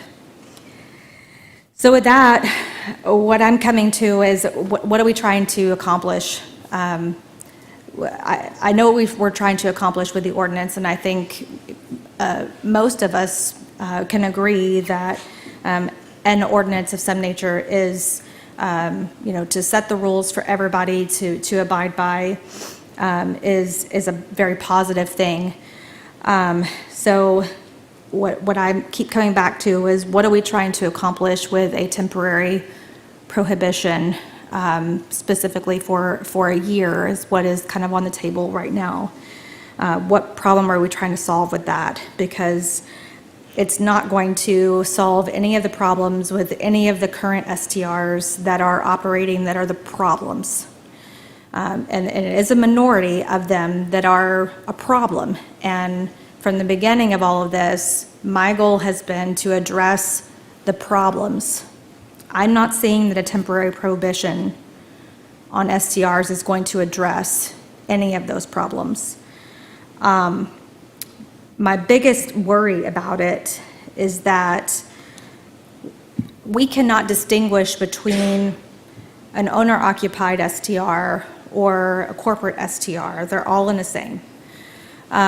So in an economy where the cost of everything has gone through the roof, the cost of housing, everything, I don't feel like in good conscience I can say, I want to take this option off the table for someone who may own a home and need to have some type of short-term rental to rent out a room for a weekend or two a month so that they can afford to stay in their home. I can't take that off the table for them and say, you have to hang on. You have to figure out how to hang on for a year. I just can't do that. And I think that's ultimately what I'm coming back with is I just don't feel like I can take that option off the table with as many restrictions of everything else financially that is going on right now with this crazy economy. People need to have that option, in my opinion. So that's kind of where I am with the issue, and I'll yield the floor. Councilmember Jones? I'll be pretty quick. I've been pretty straightforward with this from the beginning, that I support our residents who are dealing with this issue, and I think this is a tool. We have to do something. We can't do anything. We can't bury our heads in the sand and hope it goes away and hope the problem doesn't metastasize into something greater. We've seen what happens, and I think Councilman Kelly kind of gave a good example of what happens when we don't do anything. So I'm in support of the ordinance, plain and simple, so I won't take up much time with that. Councilmember Cade? Yes. Probably there. This hits close to home on both sides, and I want to clarify something before I get into the rest of I actually had to write some things down. A social media post regarding my ownership of an STR was out there and inferred or brought into question the fairness and legality of my vote tonight. Yes, I owned an STR. It wasn't a brothel. It was a legal place. I use the cabin that sits on the back of my property. Literally, it was literally in my backyard.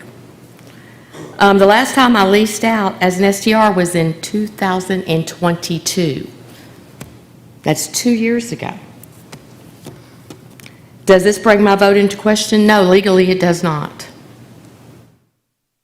Now, your personal opinion may be a little bit different, but it's just that, an opinion, based on feeling and not law.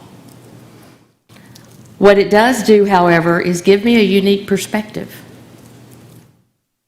I'm able to look at being somebody that has operated an STR in the pitfalls of it, and then somebody that prefers to use an STR for various reasons when I travel, to a citizen that owns a house on a small street that actually is connected to dead-end streets.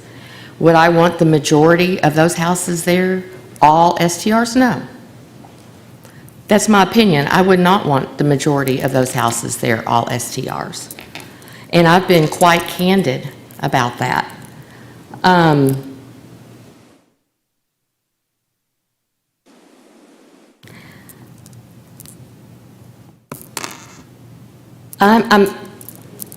We have some very few operators here that are absolutely horrible operators.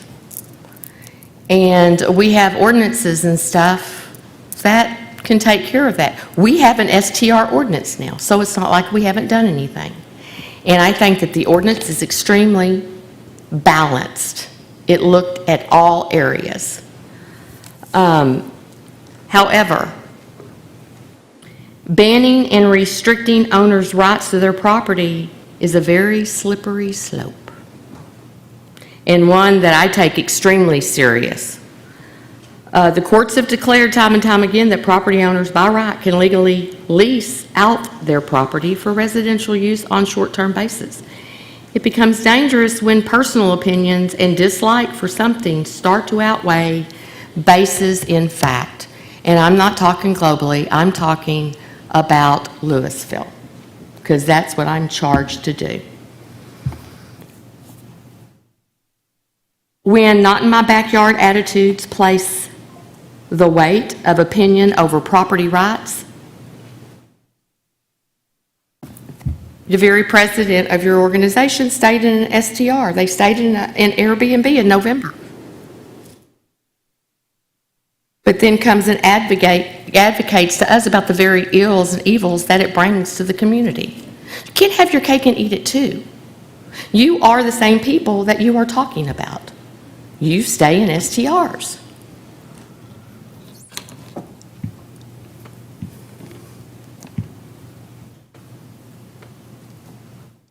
As an elected body, we should only be legislating from a position of data and facts, not emotions and opinions. Our own numbers, the Lewisville numbers that we have discussed since July, don't even come close to a cause to take such a drastic move on restrictions such as this. What's next? All concerns brought forth have been addressed in the ordinance that the council passed in January. Will the ordinance need to be tweaked and revisited? Oh yeah, it already does. And it's going to be a document that as we move, as we grow, as things evolve, just like all the rest of our documents that we have to be revised. We're just talking about a 1988 manual. This is 2024. It needs to be revised.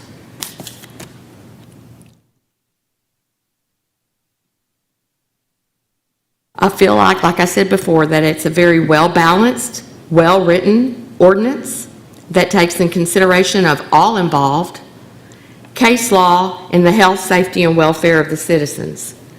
The risk to the health, safety, and welfare, and that's what we're charged with, of the citizens because of STRs does not rise to the level, in my opinion, that warrants the need for placing a temporary ban on STRs. We should not be banning what has been found to be a right because of fear of what might happen. Our data tells us, our data, Lewisville's data, tells us that what you may have seen on TV, it's not happening here. What is happening here is nuisance calls, trash, noise, parking. We haven't rolled up on one big house party, not in Lewisville. That's been documented. That is fact. That's a basis in fact of our deliberating this.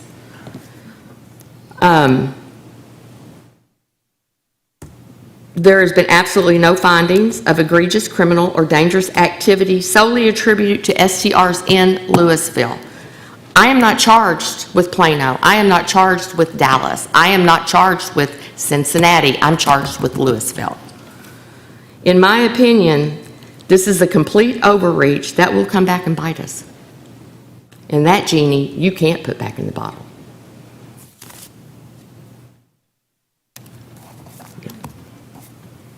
Councilmember Meredith? I'll be brief as well. I think I'm going to echo some of the same sentiments that Councilmember Kelly has said. I do believe that, first of all, I appreciate all the people that participated in this from everybody. This is definitely what Lewisville is about. Appreciate all the work that staff has done on this. P&Z obviously went through this. I was on P&Z, so I know the work that they do looking at this. But I do think we need time to evaluate after July. I think we need time to look at this, see what happens, evaluate how the ordinance is working. I don't think we need to do this in a vacuum. Let's have time to see how this plays out. Then after 1 year, if we get a bunch of new STRs coming in, at least we have an ordinance, at least we have a way to plan for this. And if we need to do something else, we can do that. But I think at this point, I think we need to have some kind of interim prohibition for this. Councilmember Troyer? Thank you. As Councilmember Green indicated when she started this issue, I've been on council now for 7 years, and this is definitely the one issue that has gotten more comment and more interest than anything else that I think that we've been involved with. I too appreciate everyone who has approached, who has presented to the council, has talked to us, gave us information. My problem with this interim prohibition is how do we enforce? Can it be enforced? I mean, are we able to enforce it? What's going to happen? And how do we keep track of new ones? So the plan would be that we have a software right now that pulls data on identification. So if short-term rentals are being put out for rent on different platforms, the software that we subscribe to basically culls all that data and tries to identify with photos and things like cross-referencing online to come up with addresses, cross-referencing with other photos online that may be public record, and then that gives you a bunch of addresses. So we have a list that we know are short-term rentals. In fact, that's how we've been sending out a lot of our notifications to let people know. So as of the date of the ordinance adoption, if we did the prohibition, with a short-term prohibition, we would basically say this is a point in time, and those are the ones that we know are operational.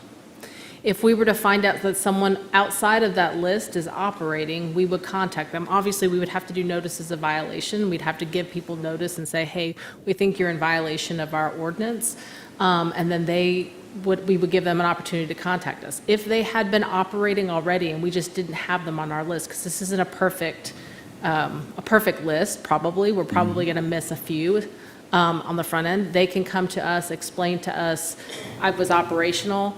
And if they were, we will allow them to be on the list. We'll say, thank you very much. We'll add you to the list. You get to continue. And then there's also, if there's any investment-backed expectations as well, we would allow those as well to remain on the list. And so that's part of a conversation that you're going to have. I will say that regardless of the registration process, like if we had a registration process today, or if we don't have a registration process when this ban goes into effect, and that goes we start the registration in July, it's going to be the same type of process. Like it will be, like with all code enforcement, it's about it's just kind of trying to make sure we have all the data, having those conversations with the public and that type of thing. So that would be the plan. Okay, so that is how it would be identified, but what are the penalties associated with if we find somebody is in violation of this interim prohibition? What sort of penalties do we have? Liz, I don't know the ordinance, but I believe it's it would be $500 or $2,000 violation. It's a violation of UDC, so. UDC, okay. Okay. I have some of the same concerns as have been expressed for property rights and that sort of thing on the interim prohibition. And I see problems with, I just see problems with enforcement is what I see. So anyway, that's where I'm at. Mayor, this is an important topic, so if we have to go around again, I'd like to do that real quick. So there's a couple things here that I want to follow up on. Sure. So, and Patrick, if we can just kind of keep them high level. Yep, so keep them very high level. So I concur, the poll is a small number, but these are motivated folks. I can't help it if people are motivated to take that poll. We've been talking about this for months and months and months. We have the same motivated folks coming up over and over and over again. These are the folks that care, and these are the folks that I think the voice matters to me the most. And one of the points that I left off is, what are we hoping to accomplish with this interim prohibition? And that's time.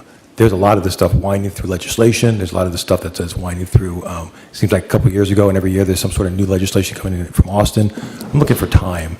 And again, once that genie's out of the bottle and we get another 100 of these, 200 of these by end of next year, we can't bring those back out again. So I'm looking for time to see what kind of cases come down the pipe and what kind of other judgments we have. And a year interim prohibition gives us more time to consider that. And that's everything I have to say. Thank you.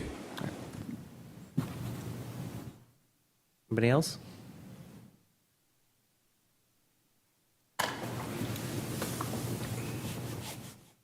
Well, I'll give my 2 cents since I'm probably going to have to anyway. For those of you who don't know, the mayor is only tasked with voting in the case of a tie. And so I guess it'd probably be important to have a conversation around that right now because you can kind of see the lay of the land. Here's where I have some conversations. And you guys know I'm a huge property rights fan, have been for many, many years. But I also know that there's two sides to this property rights, right? There's the neighbor that's right next to it, and so they've got rights too, and everybody's rights work until they hit somebody else's rights. And so there's a balancing act that we have to figure out here, and that's been my challenge to this entire conversation, is how do we make that work? I look at the national conversation around this and the international conversation around this. And yeah, there's some things going on that are probably going to get slapped down in the courts.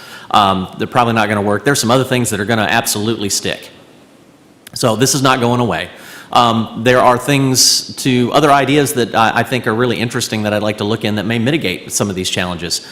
But to the point that I think Councilmember Kelly just made, I need time, and I don't have it right now, and I can't solve the problem without time. I can't solve it to the best of my ability without a little more time to see where some of these cases shake out. So we are not impacting anybody's rights at the current moment. Everybody who has an STR gets to keep an STR. Anybody who's invested, looks to be doing an STR, they absolutely can keep moving. You heard that from the city manager. There's nothing going to stop them from doing that.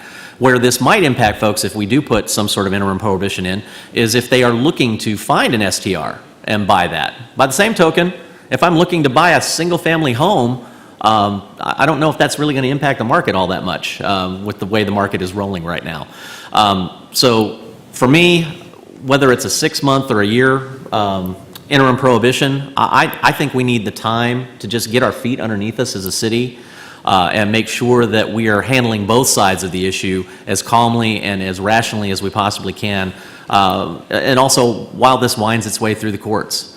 We have a state attorney general who is on record that these will go down in a flaming morass if they become a problem, that these types of ordinances will. So, you know, that's something we as a city have to balance as well. But my take on this is that we would be doing a disservice to the entirety of the property rights issue if we didn't just take a breather and give ourselves some time, which we've done in this city. We've done this for the North End development of the city. Now, not in the same way, but we have done this for our Northern Gateway, where we've found ways to take a breather. There are other parts of the city in my time where we've taken we've used policies, procedures, tools in our toolkit to just buy a little bit of time to provide the right solution. I think we've done a pretty good job with the development in Lewisville. If you take a look at what we've been doing historically, we tend to do it right. It goes wrong when we don't give ourselves the time to get it right. So that's where I am. Whether that's a 6-month, 12-month, I'm negotiable on that conversation. But that's the piece that I think we need. The thing we're solving for is the genie out of the bottle. What I see with other cities where they're going is, I don't need another Fredericksburg. I don't need all my lake neighborhoods turning into STRs. I don't need all my downtown neighborhoods turning into STRs here in Old Town. I need that mix. So, with that, are any other comments? If none, I'll entertain a motion to close the public hearing. Move to close the public hearing. Second. I have a motion and a second. Council, please vote.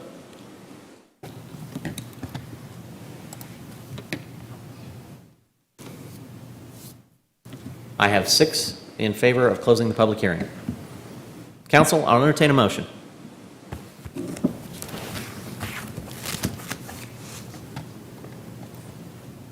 Motion to approve the ordinance is set forth in the caption. Second. I have a motion and a second. Council, please vote.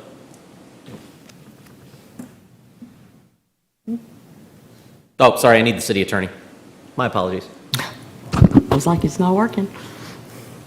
This is an ordinance of the Lewisville City Council amending Chapter 7.2, Allowed Uses by District of Volume 2 of the Lewisville City Code, known as the Unified Development Code, by adding Section 7.2.1.5, interim prohibition on short-term rental of dwelling units, providing a repealer, severability, penalty, and an effective date, and declaring an emergency. Council, if you please vote.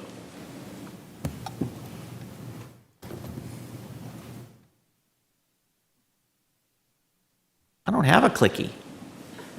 Mr. Mayor, if you'll just announce. Oh, so I get to say it out loud? Yes, sir. Okay, got it. So I will be voting in favor of the ordinance. Okay. So that would make it 4-3? Yes, sir. In favor of a 1-year interim prohibition on new STRs that does not impact anything that is currently going on in the city. And in 12 months, that interim prohibition will be reviewed, and we'll have a conversation at that time. Just to be clear, you're voting in favor of the ordinance? I am, as presented. Set forth in the caption. Yes. Mayor, I'd like to say something. I would like to just thank all of the staff and the council members. Obviously, we don't all agree, but I respect every one of you and your opinions. And unlike some places, it actually has not been a bad working environment going through this. I know that this has caused civil wars, but with this group, we can say I disagree with you and go on down the road and be good. Any other comments Yeah, I before we move on? appreciate that. All right. Item F, Visitor Citizens Forum. Speakers must address their comments to the mayor rather than to individual council members or staff. Speakers should speak clearly and state their name and address prior to beginning their remarks. Speakers will be allowed 5 minutes for testimony. Speakers making personal, impertinent, profane, or slanderous remarks may be removed from the meeting. Unauthorized remarks from the audience, stamping of feet, whistles, yells, clapping, and similar demonstrations will not be permitted. In accordance with the Texas Open Meetings Act, the City Council is restricted from discussing or taking action on items not listed on the agenda. Action can only be taken at a future meeting. We do have Daniel Law. I'm sorry, that's, for item F. Here to speak. Daniel.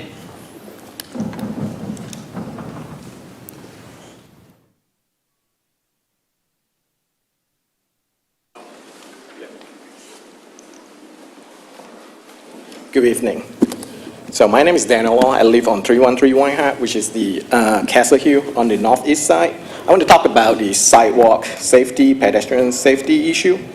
So before I talk about that, right, I know the city put a big deal on the 10 minutes walking to a park, green space thing, right? I think that's a really good idea, right? I think it has a lot of benefit, right? Quality of life, right? Lower BMI, risk of obesity, right? Healthier lifestyle, mentally or physically.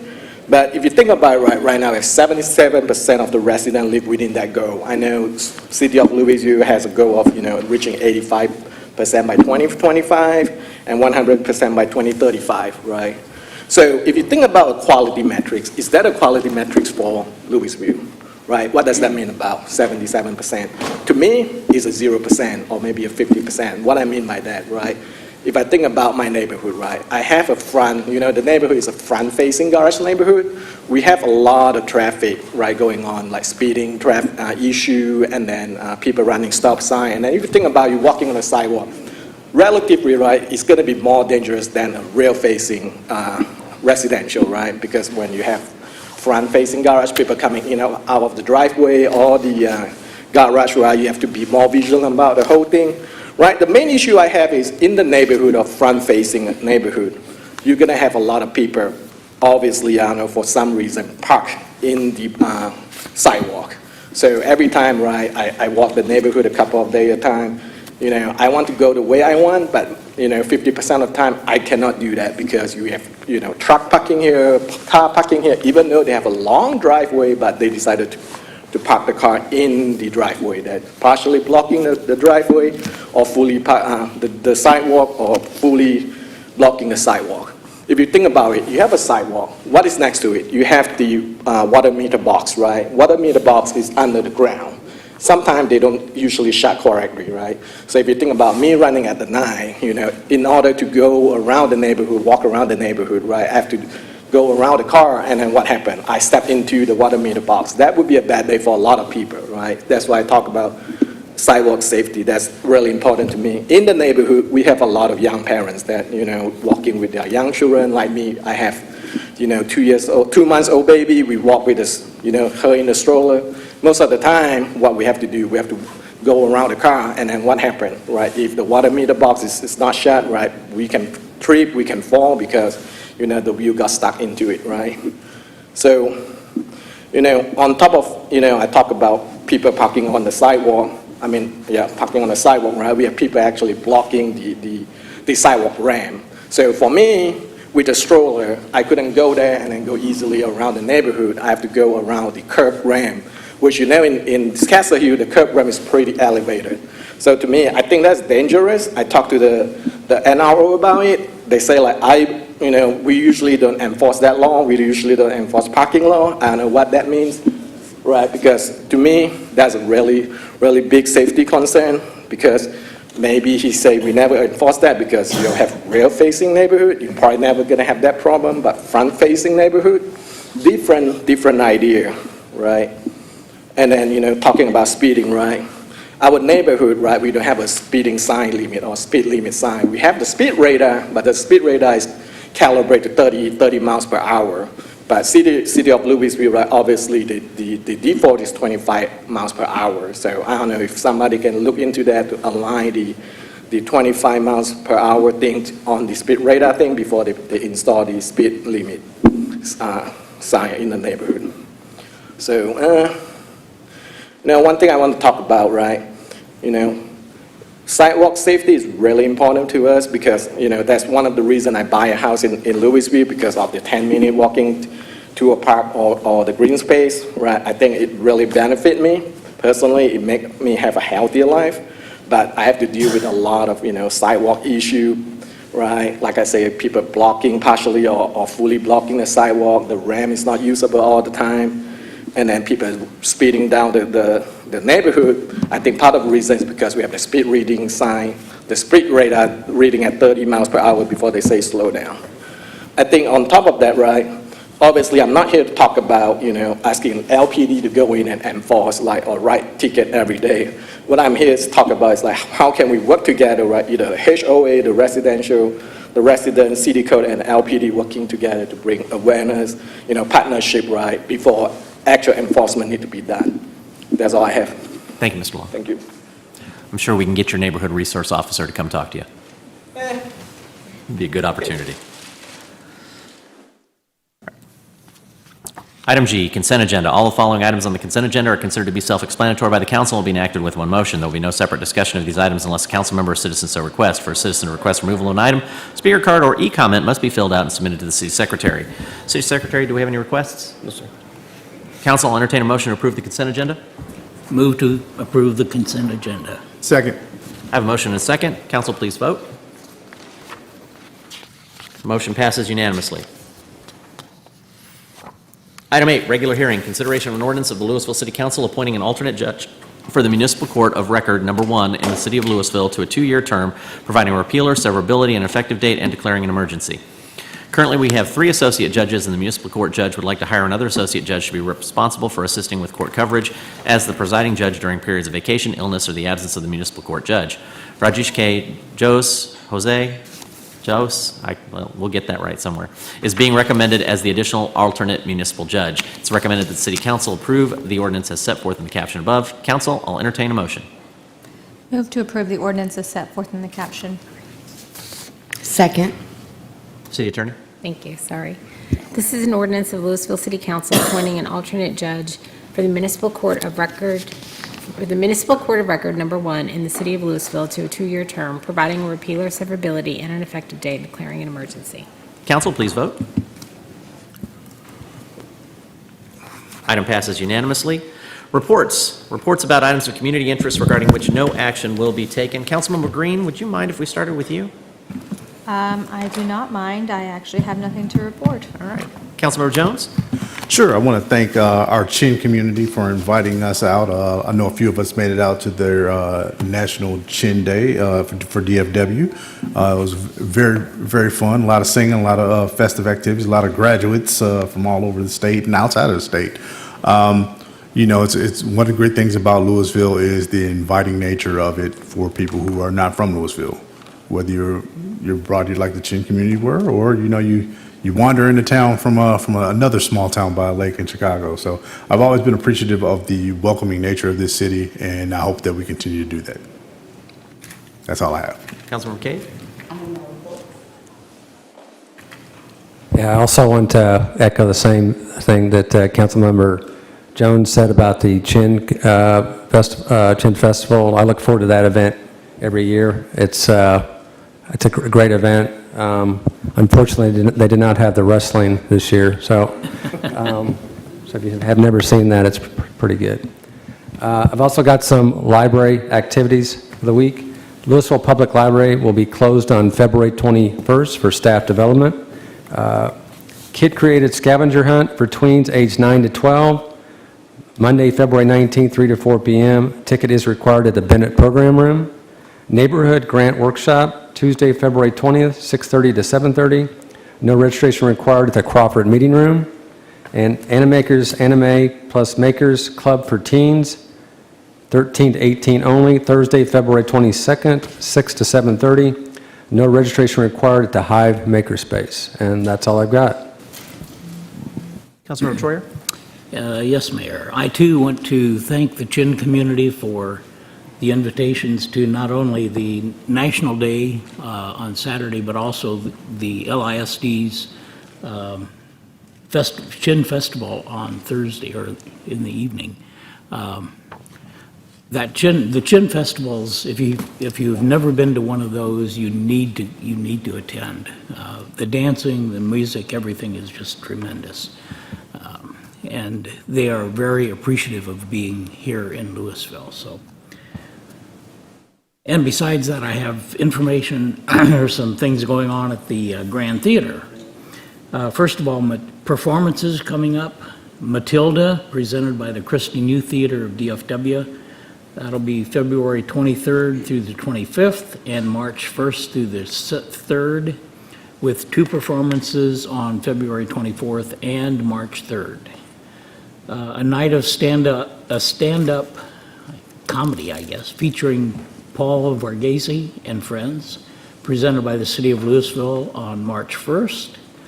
And then Texas Tunes Concert Series continues with Del Castillo, presented by the City of Lewisville on March 9th.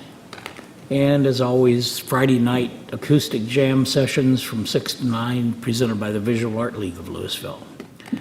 Activities at the Grand, there is an ADA self-evaluation and transition plan project meeting.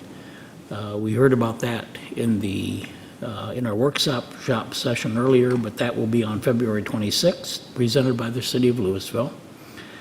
Acoustic Fridays Songwriting Challenge, presented by the City of Lewisville on March 8th. And there is an exhibition going on, an art exhibition going on right now with the Lewisville High School Schools exhibition, February 9th through the 24th. Put on by sponsored by the LISD, and then finally, Becoming One, The Time Is Always Right to Do What Is Right exhibition, presented by the MLK of North Texas Committee, and that goes through March 2nd. And that's my report. Thank you, sir. City Secretary? No report, Mayor. City Attorney? Richard? No report, Mayor. Michelle? Mayor, City Council members, park fans, just a reminder that our second edition of the Roots for Wings workshop is going to be held on March 2nd. And if you want to learn how to properly landscape your front yard with pollinatives and little bee flowers that attract bees, please register at playlewisville.com. It's been a very successful program for the city, encouraging people to go native. I'm signed up for it. Oh, Me too. I'm excited about that, yeah. perfect. Mayor and Council, Lewisville wins again. The Lewisville Lake is at 100%. Oh, all right. They'll start dumping water I don't know, but they'll start dumping water here shortly. Exactly 1 year ago. Yes, ma'am. Jim? Just wanted to tell you briefly, the public safety building's going really well. There's been some minor setbacks, but things that we're working through, just normal construction stuff, but they're making great progress. And I also have some video and some pictures that I can share with you if you want me to send you a link. So. Awesome. Thank you. Chief? Chief, we expect a report every week. They didn't tell you that? Councilman, they Do you did. know the number of arrests that you've made this past week? Yes, ma'am. I do. 0. I made 0 arrests this last week. All right, he's fitting in already. That's good to see. 2 quick things. Want to Wait, encourage- Mayor, can I go? No, sorry. I started late, didn't I? I messed that up. Sorry about that, Patrick. No report, Mayor. Even better. Even better. 2 quick things. We have 8 a.m. Friday, the 24th. We have the Tri-City Community Gathering. So that's Capel, Flower Mound, and Lewisville at Thrive. Encourage you, if you want to figure out how to get plugged into your community, this is a great opportunity to do that. And then if you want to learn a little bit more about the city, we have the State of the City coming up on the 27th. So you can find both of these events on the city website. Both of them are great ways to learn and get plugged into your city. So I'd anticipate anybody who's interested in serving or participating in the city at any level to come on out and attend both of those. With that, I don't believe we have anything else, City Manager? All right. Says there is no further action to be taken on tonight's agenda. We stand adjourned. 8:24.